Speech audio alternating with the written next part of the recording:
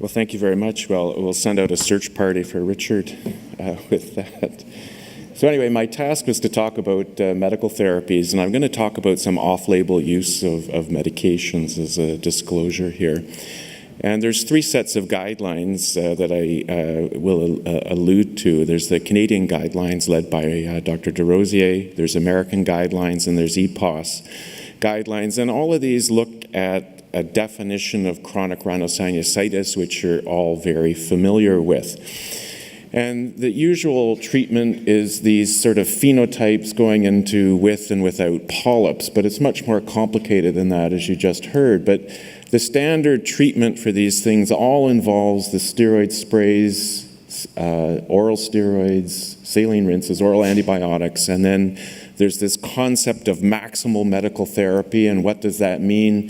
This is a sort of a definition that has been espoused to, so you have at least 8 weeks of a topical steroid, 3 weeks of a broad spectrum or culture-directed antibiotic, systemic steroids for an average of 2 weeks, and that's what a lot of people think of as maximal medical therapy. And so then you do all of that, then you do, doesn't work, then you do surgery, and then people fail both medical and surgical management, and you've got this recalcitrant CRS. And the question is, what do you do? So I go back and I think of pathogenesis, and it's inflammation. So you're really trying to deal with that inflammation.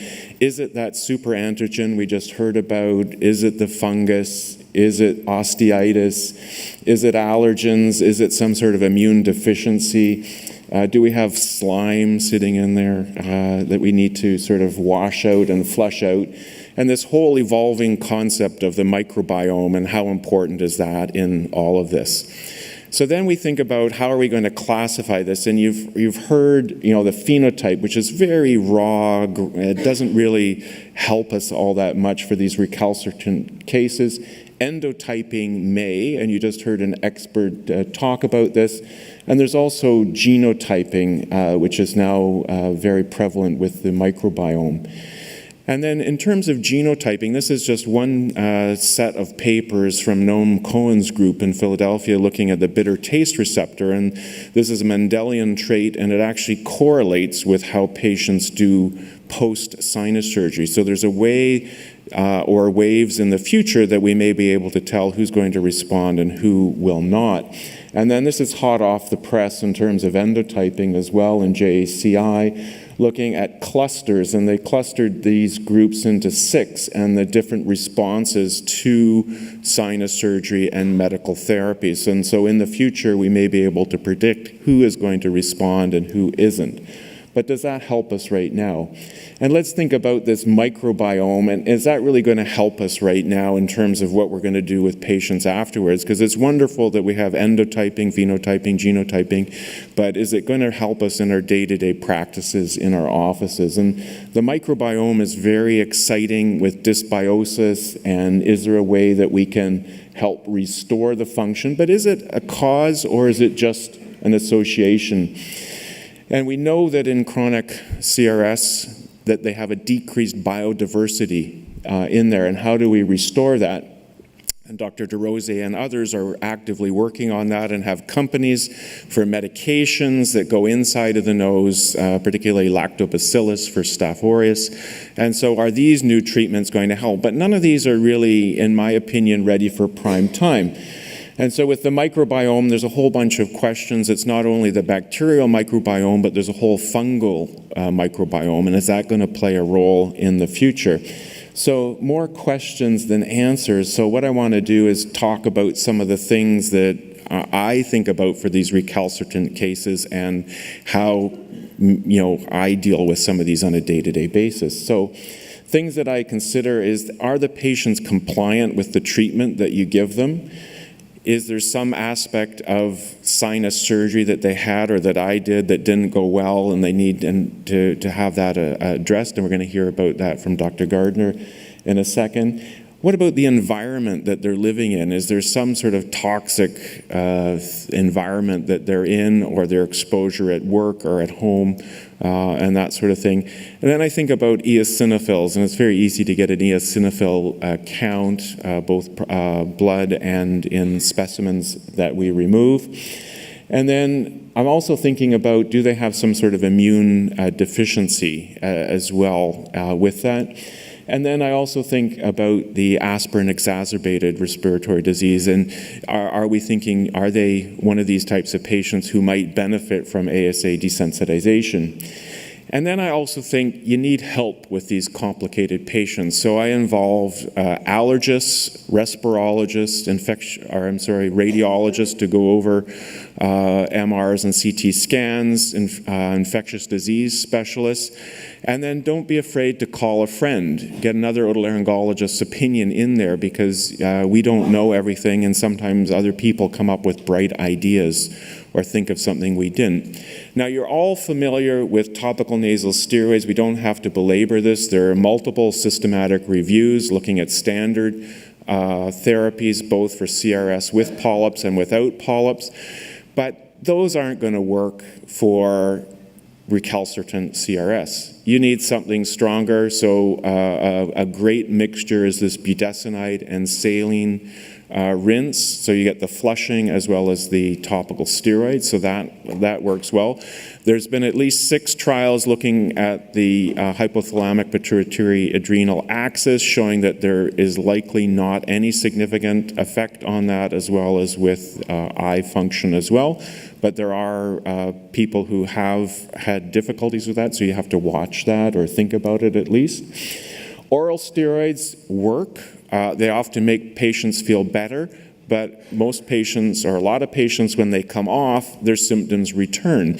So one of the strategies might be to keep them on low doses for longer periods of time, watching bone mineral density, but that is a whole discussion on itself. One of the main things that we do is saline rinses, and emphasizing that it has to be high volume, pressurized, or neti pot, something that is a high volume to actually get the flushing action going. Oral antibiotics are potentially important with that, and there's sort of macrolide and non-macrolide, and so generally we are thinking about longer periods of time with these, preferably culture-directed. Macrolides I'm going to touch upon with particularly for recalcitrant cases, and then this started with panbronchiolitis and giving the macrolides, various macrolides, and then curing these people that really had a death sentence within 6 to 12 months, so that works. This is one study by Dr. DeRosier with 57 patients at high risk for recurrence. They had budesonide rinses, 36 were fine, 21 were not, 12 went on to have azithromycin 3 times a week for 4 months. 9 had other treatments, and 8 of the 12 responded, and 4 were non-responders. So that's one method with that. The randomized clinical trials that have been done for CRS, there's sort of one that says it works and one that says it doesn't, and so we're not really sure for that. But these are the recalcitrant cases. And then Ray Sachs and Richard Harvey's group also recently published this using clarithromycin 3 months post corticosteroid irrigations, and they had 19 of 28 responders and 9 non-responders. And then you can see the responses were associated with low tissue and serum eosinophilia with that. Now, something that I do to try and get culture-directed antibiotics is have a sterile kidney basin. I put in a curved cannula into the maxillary sinus, and these are people who've had sinus surgery before, and the nurse irrigates. The video there, well, that is a video, but anyway, imagine that's going in and we're irrigating out the solution. It's very simple, very well tolerated. I find this useful to get rid of the material inside of the sinus, and also then you can get a culture of the material with it. And then you get something back like this, but we know the microbiome is far more diverse than what we actually get on these cultures, but I don't have the ability to do that in my office, so this is what I do in the office to flush it out. And a lot of these people, I think of like a chronic mastoid cavity that I flush and I suction, I get the stuff out, I culture them, I give them antibiotics, I give them topical antibiotics based on this. And then sometimes it's like a chronic mastoid. You have to keep debriding it, and then I put in topical antibiotics, topical steroids right in the office through this type of approach. Sometimes we go with IV antibiotics if it's a particularly bad disease, and that's where we get the help of the infectious disease specialist, but that certainly is not my first line. Oral antifungals are not used. Topical antibiotics I use quite a bit, and so the studies on mupirocin have been equivocal about whether it works or not, and some people talk about the amount of concentration of it. And then the other things that I think about are aminoglycosides, particularly tobramycin, and we use that based on culture results. And another thing that I like is the Ciprodex, or ciprofloxacin and dexamethasone ear drops, is I put that into sinuses as well, or have patients put it into their own sinuses in various positions. Topical antifungals I don't really use anymore because the randomized trials have not really shown that they are of benefit. Surfactants with the J&J baby shampoo, we went through a phase of that, but I don't think that really works and potentially can cause harm. Manuka honey has gone through a whole phase in Canada, particularly in Ottawa and Vancouver, and there's actually a company that's been formed with Manuka honey, but I haven't say that I can be convinced of the efficacy of it at this point. Xylitol is also been used, and I've started to try that a little bit, but I don't have great experience with it yet. And one thing that I wish we had better access to is these drug-eluting stents, which are popular in the United States right now, where they have mometasone beads at the crosshairs of these net-like structures, and it's a slow release over 6 to 8 weeks. And I think that in conceptual design is great. The problem is that they're very expensive and we cannot afford them. So one of my colleagues, Dr. Aaron Wright and David Cote, came up with sort of the cheaper version using Nasopore and putting steroid into it, and that actually is a much cheaper alternative, and I've certainly done that in many patients.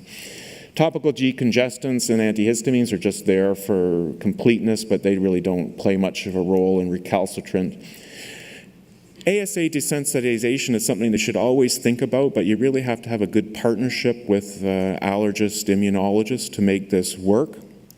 This is a nice study done out of Philadelphia looking at recalcitrant cases following surgery.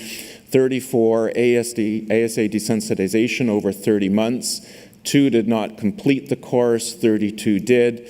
Then they went on to maintenance ASA, and 5 stopped because of side effects. 3 had revision surgery. 1 of them was one of the people who stopped, of the 5 who stopped. And then 24 didn't require anything else. So this shows that in these worst of the worst, you can actually get some good results with the ASA desensitization. But again, you need a committed allergist to be on board with this and to help you with that. I can't overemphasize the value of saline rinses and blasting that out, so I emphasize that to my patients. I also use mucosal atomizer devices for both steroid and antibiotic solutions as a topical means of getting that in. I am a big believer in this concept of creating wide cavities so that you can actually flush. Another concept that was developed by a colleague in Montreal, Dr. Francois Levine, was these little tubes that go inside of the sinus under the inferior meatus. Very simple to put in, either in the office or in the OR, and then putting in topical medications into the maxillary sinus over a period of 4 to 6 weeks, or even somewhere several months at a time. And believe it or not, these just sit in the nasal vestibule, and medication is put in. This is an example of a person 4 weeks after treatment with the tube just sitting in there, and that comes out in the office. Unfortunately, the market for these has sort of not been great, and the company has stopped making them. Solutions also are important in terms of what position you put people in. So I frequently have people putting in that Ciprodex eardrop if I want to get into the frontal sinus or ethmoid sinuses in the Migan position. Some people love the Reagan or the Mecca type position. I find those more difficult for a lot of my patients to get into than that. But one thing that's important, and I think probably we will hear about, is this sort of Mega-Antrostomy, so that people can flush and get things in and out. And there was, out of Peter Wong's group at Stanford, there was good long-term follow-up in this Mega-Antrostomy and a retrospective review. Same thing for the Lothrop procedure. There's emerging therapeutics here and biologics, and there's a lot of talks at this conference by the people doing this and experts in the field, so I don't pretend to be an expert. The thing with all of these is that there has to be a target, so you have to know ahead of time what your endotype is going to be. And then you have a bunch of these products, and sometimes I've seen home runs hit with these, but other times it's hit and miss. So this is one study, and these are all with CRS with polyps. Another one on omalizumab, and again, beneficial effects, but these are all relatively short-term. Again, relatively short-term, and what we really need is sort of that long-term data, but the initial studies are all promising. It's all with the CRS with nasal polyp phenotype. We need more large-scale, robust research.